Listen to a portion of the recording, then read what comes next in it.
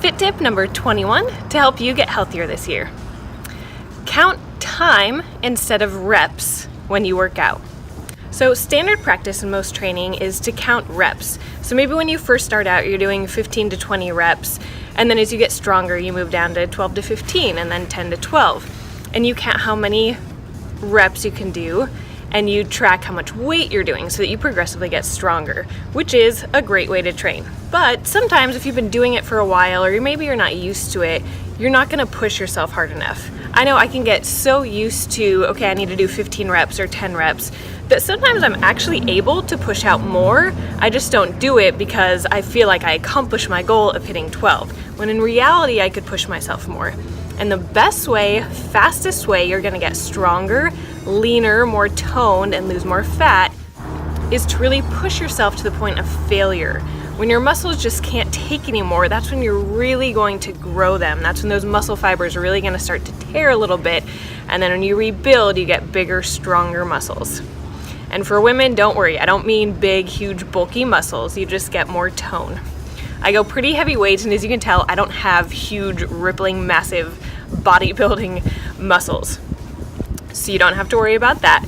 But you do want to lift heavy, and you can do this with lightweight too. You don't have to go super heavy, but if you go for time, say for a minute, you just want to do as many reps as you can with good form. And by doing that, you might actually push yourself a lot harder than if you just count reps. I just got finished with a workout where I did this. I went for a minute and then I rested for a minute.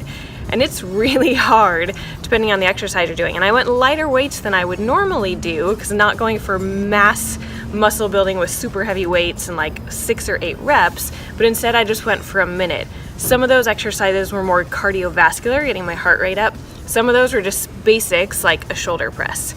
But by going for a minute, even when you hit failure, you have to keep going. You want to finish that minute. So you might have to stop, take a pause for a few seconds, and then just as you can, just keep pushing out one more rep at a time as much as you can. You might get to the point where it's a half rep. If you're doing a shoulder press, you might only be getting this far at that point. But that's okay. That's better than nothing, and that's what's really going to tax your muscles and help you to change your body.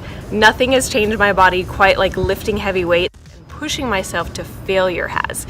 So I suggest with some of your next workouts, rather than worry about how many reps you're completing, try doing it for time. One, it's gonna change things up and make it a little bit more fun. You're gonna have a new goal to shoot for, and you have a different way of tracking your progress than just the reps. So maybe you dial down the weight a little bit, but see how much you can do in a minute. You could do even longer if you want, or shorter, depending on your fitness level and what you feel comfortable with. And then just make sure you get adequate recovery. So a minute, it might even be 2 minutes. So by the time you go back to your next set, you should be ready to go, feel like you've got some energy back so that you can fully push yourself for that next minute.